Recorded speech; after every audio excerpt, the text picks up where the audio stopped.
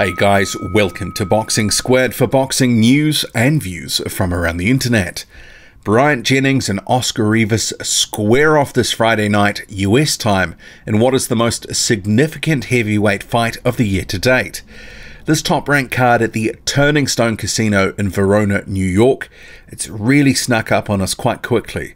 And I've been a little bit surprised at the sort of lack of buzz and hype that surrounds it, especially given how good the main event is.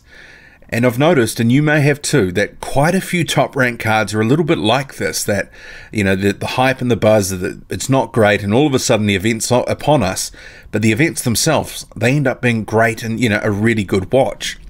And this one should be no different. With the Jennings-Rivas fight, you've got Shakur Stevenson on the undercard, as well as Jason Sosa, and also another heavyweight, 14-0 prospect, Cassius Chaney. And I'll discuss him briefly at the back end of the video and who he's facing, plus a few thoughts on him and the what next. But to the matter at hand, so Jennings and Rivas. It's a great fight. I really like this fight, looking forward to it. It's got all the ingredients to be a good fight, a bit of a war potentially, especially in the early going when Rivas is fresh and looking to unload some heavy leather on Jennings. In November when the fight was announced, Jennings stated, "I've been in this situation before. This is not a tall order at all. The job is to stay focused. I'm going to keep grinding and not take anybody lightly. Talk is cheap." Rivas, meanwhile, he said, "I've waited for this opportunity for a long time. Jennings is an excellent boxer. He's a world-class fighter and exactly the kind of challenge I was hoping to face. It is now time to take care of business and step up for the real challenges." And many would say a real challenge for Rivas, the Colombian who's based out of Canada, is long overdue.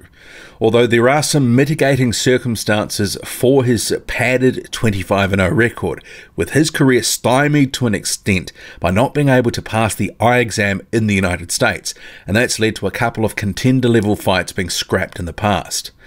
In front of the 31-year-old, who's currently ranked 10th in the IBF, is former world title challenger Jennings, who's currently ranked in all the major sanctioning bodies, 14th in the WBC, 8th in the IBF, 7th in the WBA, and 2nd in the WBO.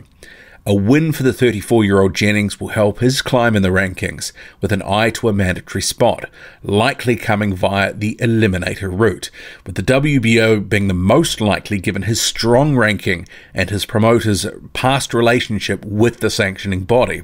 Because let's face it, that sort of stuff, it does matter in boxing. Let's not kid ourselves. Currently, Jennings, he's on a 5-fight win streak since returning in 2017 from 20 months out of the sport. And that extended hiatus that followed his knockout loss to Luis Ortiz. And before that, he had a title shot and loss to Vladimir Klitschko.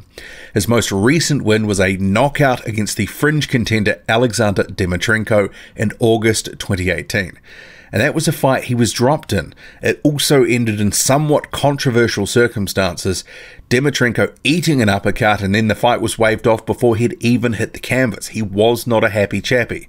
So in this Rivas fight, Jennings has got the height advantages by about 2.5 inches, but perhaps more importantly, he's got a 7.5-inch reach advantage.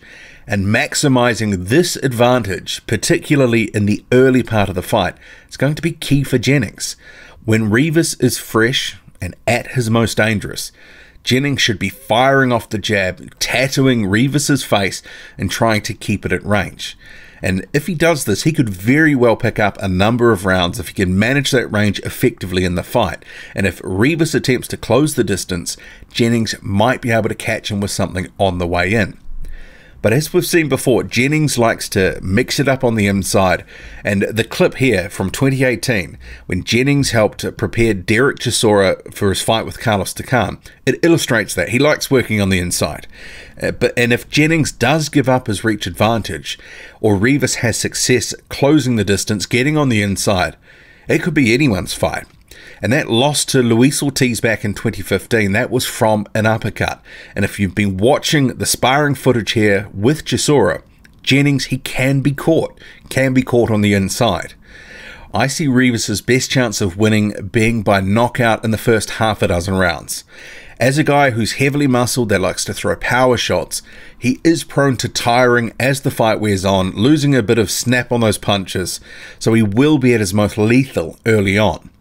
And given he's the smaller man with a significant reach disadvantage, he's going to need to get creative to close the distance and to look to land some telling work when he does.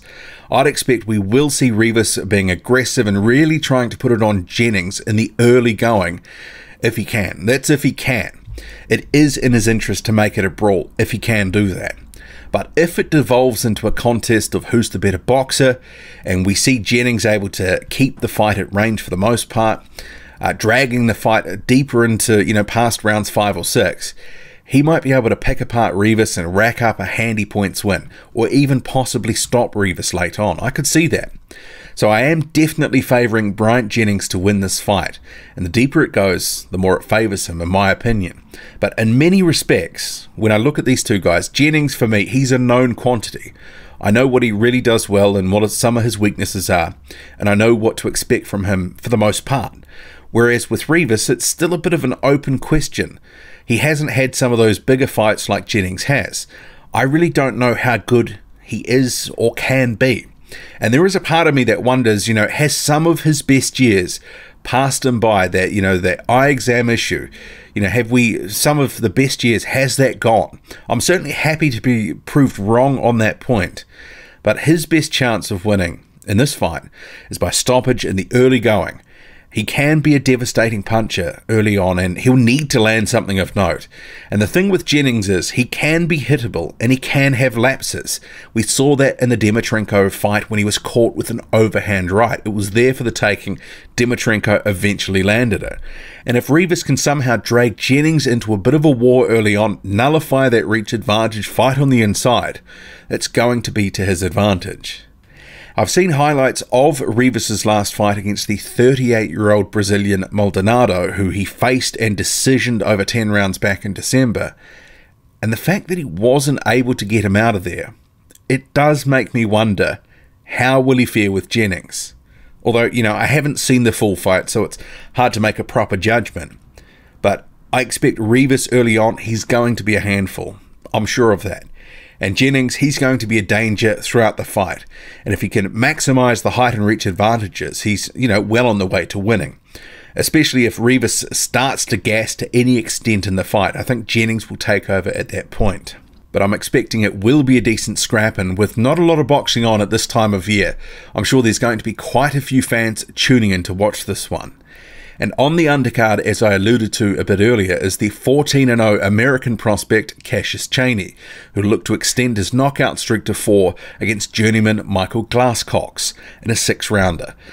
I actually still haven't made up my mind about Chaney. I've seen a bit of him in the last year or two. He's looked decent at times, but the opposition, largely, it's been quite poor. And last time out against Santino Turnbull, he was dropped before coming back to stop him, what was it, the 3rd or 4th round. But that shot that caught him, it was there for Turnbull all night. He was wide open to it. And that was a shot that Chaney said he just didn't see coming. But if you watch that, go watch the highlights of that, it was so obvious that it was there for the taking, and eventually it landed. So I am hoping to see in this fight that, a few defensive improvements, and Chaney to take care of business and move on to bigger and better things in 2019.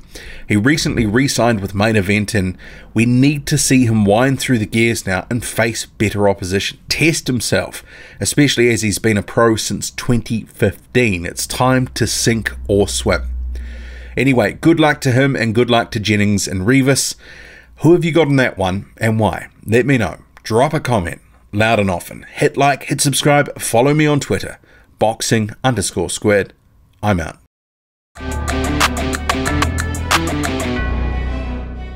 If you want even more boxing content, come and join me on Patreon.